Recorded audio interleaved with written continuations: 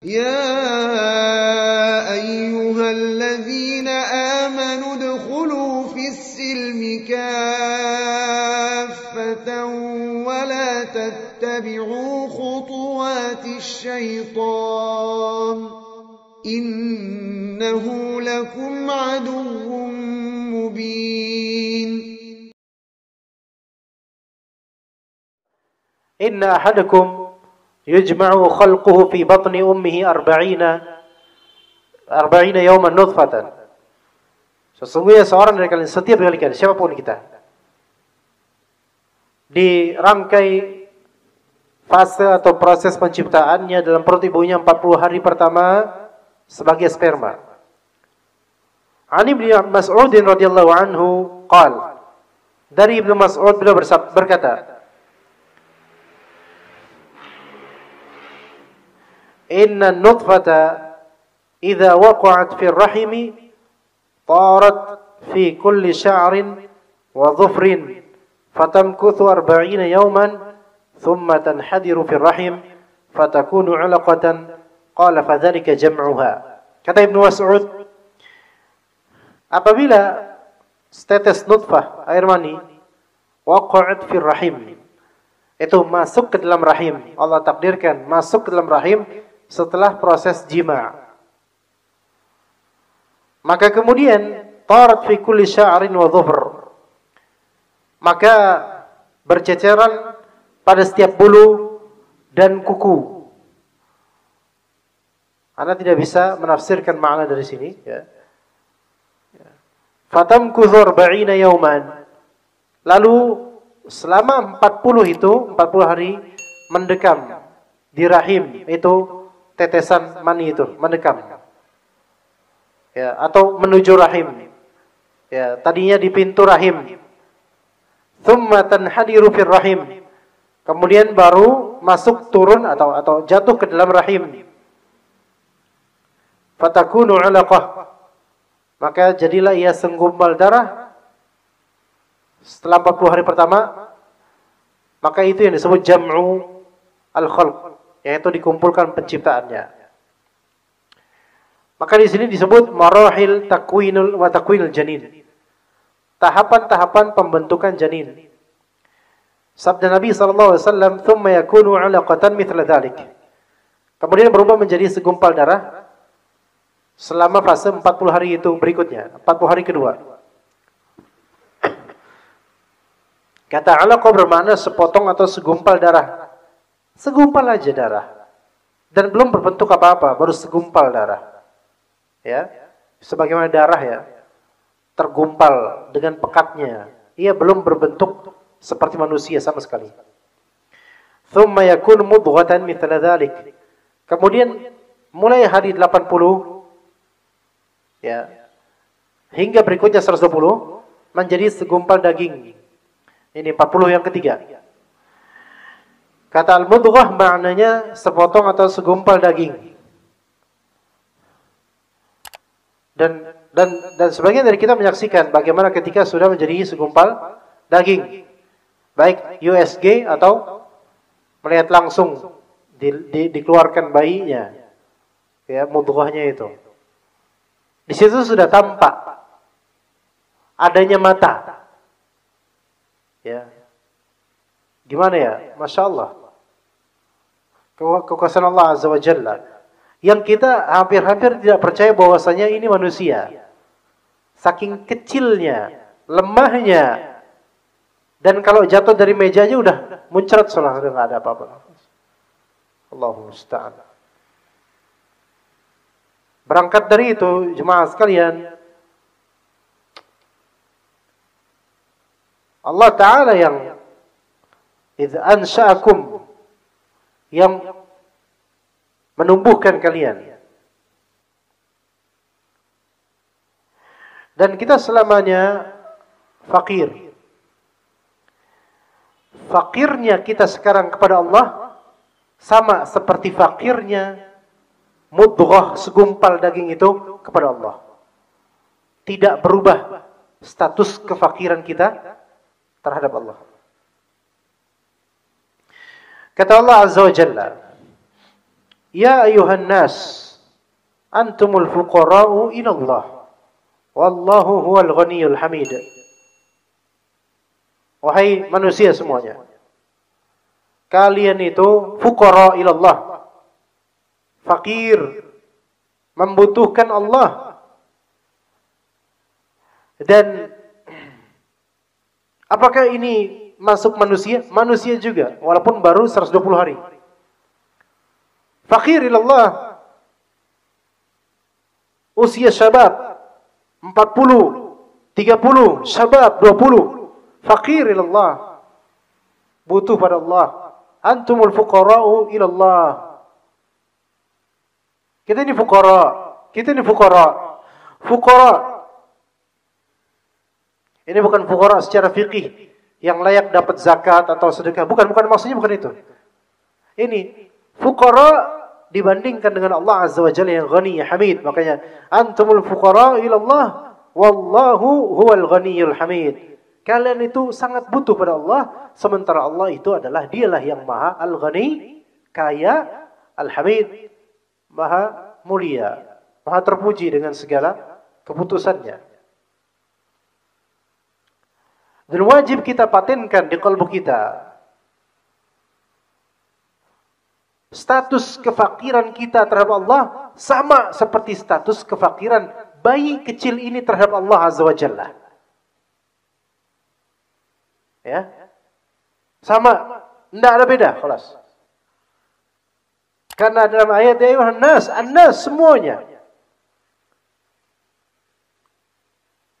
Jadi walaupun baru berupa mudghah 80 sampai 110 hari, mungkin andai kata sudah diberikan roh misalnya. Misal sudah ada pergerakan, fadhal lihat itu pergerakan. Betapa fakirnya bayi ini. Sebagian bayi keluar entah prematur atau normal, entah sesar atau tidak, atau keluar normal, kemudian masih terkurung dalam apa? Apa itu namanya? Ari-ari atau yang membungkusnya itu. Tidak bergerak sama sekali. Tidak bergerak sama sekali. Terbungkus betul-betul sebagaimana telur. Namun transparan dia. Nah, kemudian dokter mulai dengan cara yang terbaik untuk mengupas semua itu. Dan mulai dia bergerak dan menangis. Antumul fuqara'u ilallah. Fakir. Ana lahir di Pasar Minggu jemaah. Dulu ada rumah sakit Pasar Minggu kata ibu Ana. Dulu sekali. Katanya sekarang sudah nggak ada rumah sakit tersebut. Ya. Ana lahir, Ana orang Pasar Minggu secara kelahiran. Ketika Ana lahir, itu terbelit dengan belitan ari-ari. Ya. Itu sampai ini anak kok gini banget ya terbelitnya. Kemudian anggaplah sekarang nenek lah ya, masih hidup beliau, keluarga Betawi lah. Ya. Beliau bilang untuk menghibur mungkin ya, wah, ini kebelit semua ari-ari, semua tubuh kebelit ari-ari. Ini ntar kalau gede pakai baju apa aja pantas nih anak nih. Mungkin orang tua zaman dulu pengennya menghibur, memotivasi. Khawatirnya malah jadi keyakinan. Khurafat. Walaupun kenyataannya alhamdulillah anak pakai baju apa aja pantas alhamdulillah. Tapi bukan karena itu. Itu hanya motivasi aja. Dan itu keadaan fakir ilallah. Mana bisa Anda melepaskan itu semua? Allah mudahkan kemudian prosesnya. Dan status Anda, status antum sekarang, dengan status kita dulu masih di rahim, sama sebagai insan, sama sebagai fuqara. Tidak berubah statusnya. Hatta sekarang antum punya mobil mewah. Fakir antum, fakir wallah, kita fakir. Tapi fakir terhadap Allah Azza wa Jalla. Ayat-ayat semisal ini tentang kemahakayaan Allah, tentang butuhnya kita pada Allah, ayat-ayat ini menghancurkan benteng arogansi dan kesombongan. Hadis-hadis semisal ini juga menghancurkan berhala kesombongan dalam hati kita. Bagi yang merasa punya harta banyak, perhatikan hadis ini di awalnya proses kita semua. Maka dia melihat fakirnya diri dia, sampai sekarang fakir. Bagi yang punya amal banyak, amal saleh banyak, maka lihat petikan setengah kedua dari hadis ini. Setengah kedua dari hadis ini. Bagi yang merasa punya amal banyak, sepotong kedua dari hadis ini. Itu juga akan menghancurkan berhala kesombongan karena merasa amalnya sudah banyak. Betapa adanya orang amal solehnya tampak banyak, namun su'ul khatimah karena kurang ikhlas, karena ujub dan seterusnya. Baik. Kemudian Allah Ta'ala mengutus malaikat kepadanya untuk meniupkan roh padanya. Dan diperintahkan dengan 4 kalimat. Yaitu menetapkan rezekinya, ajalnya, amalnya, dan apakah dia celaka atau bahagia. Berkata Ibnu Rajab rahimahullah yang maknanya, hadis ini menunjukkan bahwa seorang manusia prosesnya berkisar 120 hari dalam 3 tahap. Masing-masing tahap selama 40 sperma, 40 segumpal darah, 40 segumpal daging, genap 120, maka roh ditiupkan oleh malaikat dan ditetapkan baginya 4 kalimat ketetapan tersebut. Maka Allah menyebutkan di banyak tempat di dalam Al-Quran tentang perkembangan janin dalam tahap-tahap ini, seperti firman Allah di surat Al-Hajj ayat ke-5. Ya ayuhan nas, in kuntum fi raibin minal ba'thi, fa inna khalaqnakum min turabin, thumma min nutfatin, thumma min 'alaqatin, thumma min mudghatin mukhallaqatin wa ghairi mukhallaqatin linubayyina lakum. Wahai manusia, sekiranya kalian ragu terhadap hari kebangkitan manusia, ayat kiamat, bangkitnya mayat-mayat itu, maka sesungguhnya, perhatikan, ingat, kami telah menjadikan kalian dulunya dari tanah, yaitu penciptaan Nabi Adam alaihissalam. Kemudian dari setetes mani, setelah itu dari setetes mani, anak-anaknya Nabi Adam, dan seterusnya sampai sekarang. Kemudian dari segumpal darah, kemudian dari segumpal daging yang sempurna kejadiannya, ada yang juga yang tidak sempurna. Maka memang di sini menunjukkan wallahu alam. Allah menerangkan thumma min mudghatin mukhallaqatin wa ghairi mukhallaqah. Ketika prosesnya mudghah usia 80 hingga 120, ini kan mudghah, udah segumpal daging. Allah sebutkan ada yang mukhallaqah dan ada yang ghairu mukhallaqah, ghairi mukhallaqah. Artinya ada yang Allah sempurnakan dan ada yang Allah tidak sempurnakan. Artinya di usia segini, ini usia yang sangat rentan. Usia yang sangat rentan terhadap janin. Tentu semuanya berawal dari takdir Allah, tentu keputusan Allah ya. Kemudian saya bilang kemudian ada sebab-sebab kecacatan.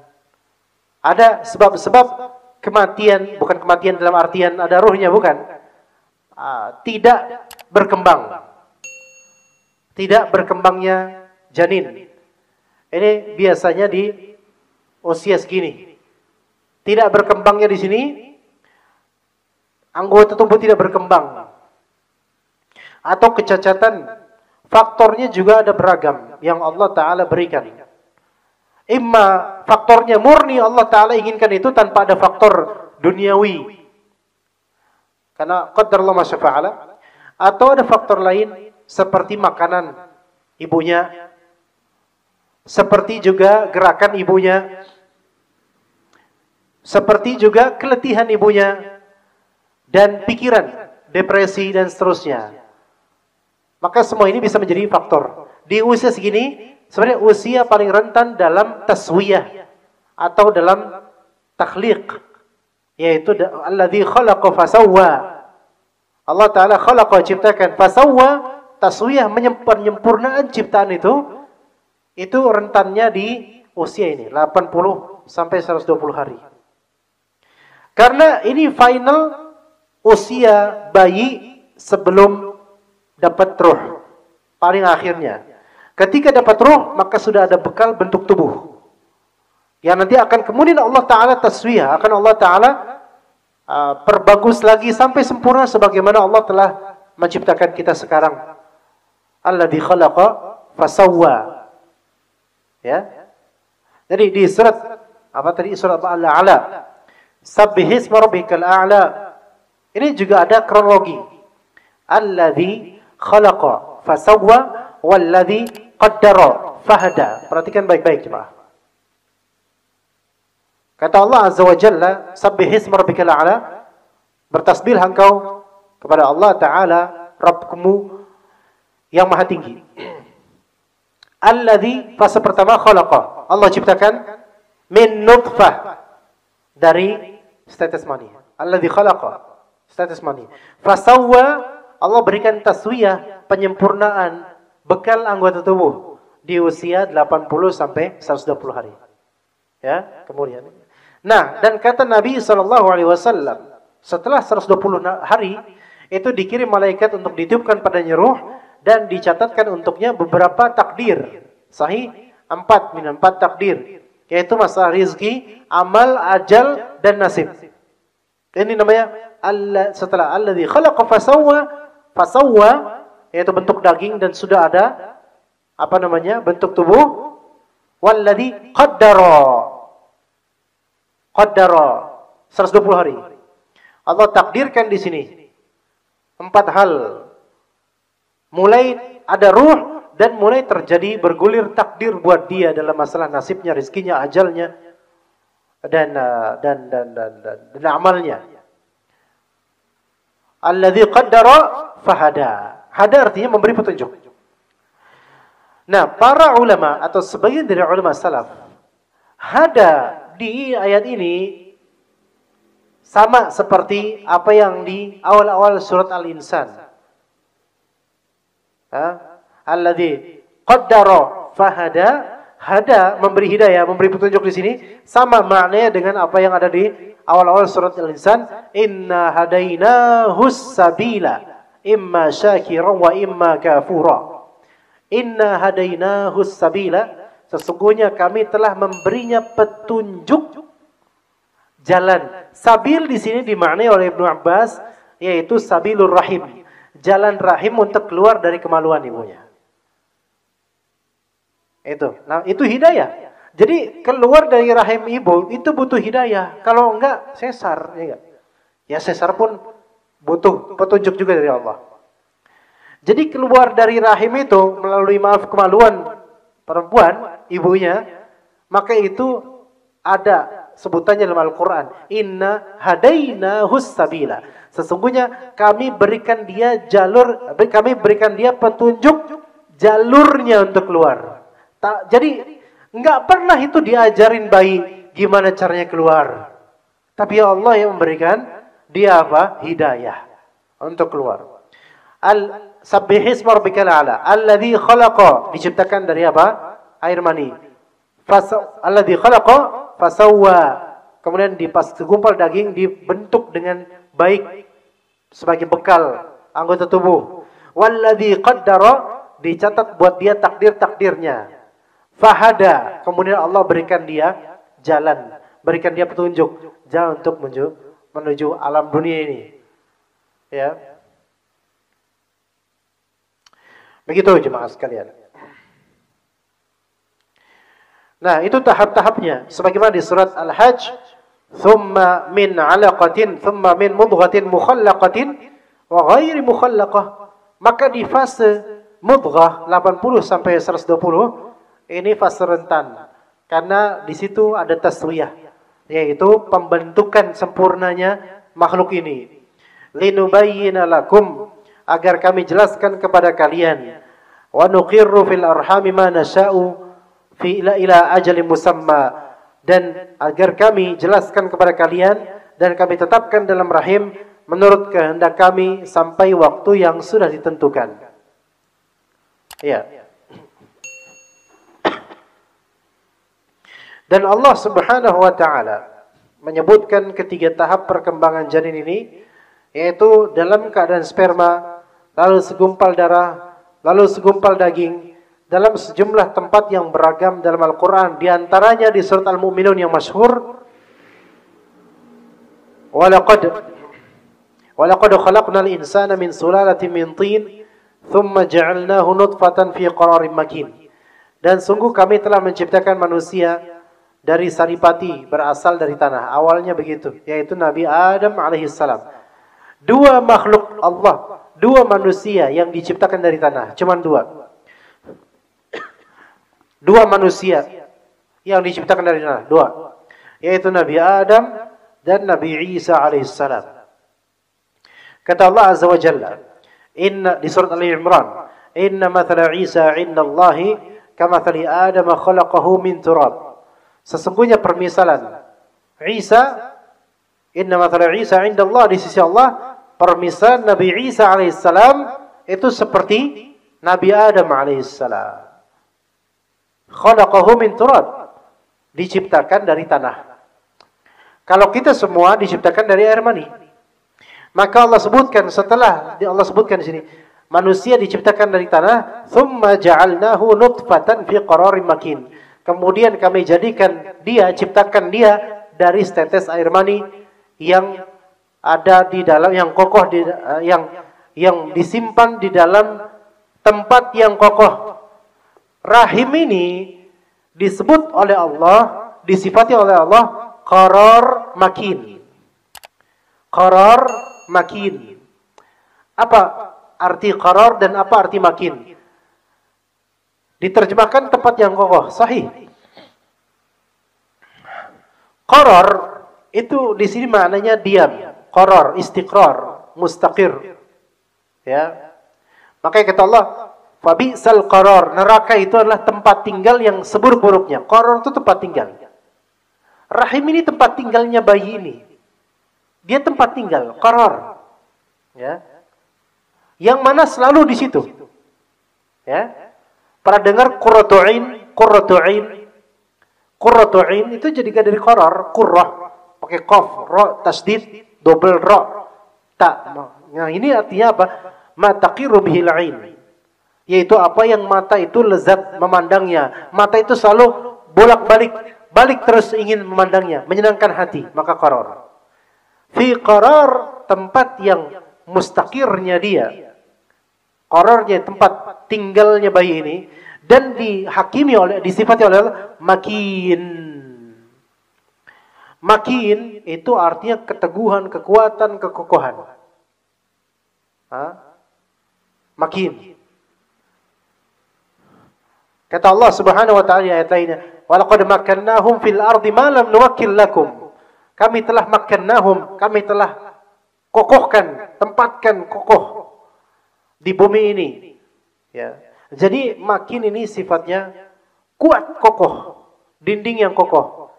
Apakah terbuat dari besi? Tidak. Kayu? Tidak. Dari apa? Ternyata itu hanyalah apa? Ya rahim, selaput. Dan juga dilapisi dari daging-daging perut dan seterusnya, lemak dan seterusnya. Tapi kenapa Allah sifati makin? Ajib. Luar biasa. Kenapa kok disifati kuat? Ya. Padahal dia tidak keras. Bedakan antara keras, ghalidh, syadid, ya, dengan makin. Makin ini kokoh walaupun tidak keras. Ya. Dia seperti ada sesuatu yang lentur, tidak keras, tapi dia kuat. Ada sesuatu yang keras, tapi kalau sudah hancur, nggak bisa terpasang lagi. Dan bayi di dalam rahim ini, Itu kan nggak ada kayu, nggak ada besi. Dan ternyata dengan segala gerakan ibu, itu tetap bayi ini aman, safe di dalamnya. Maka Allah sifati kokoh, kuat. Karena ternyata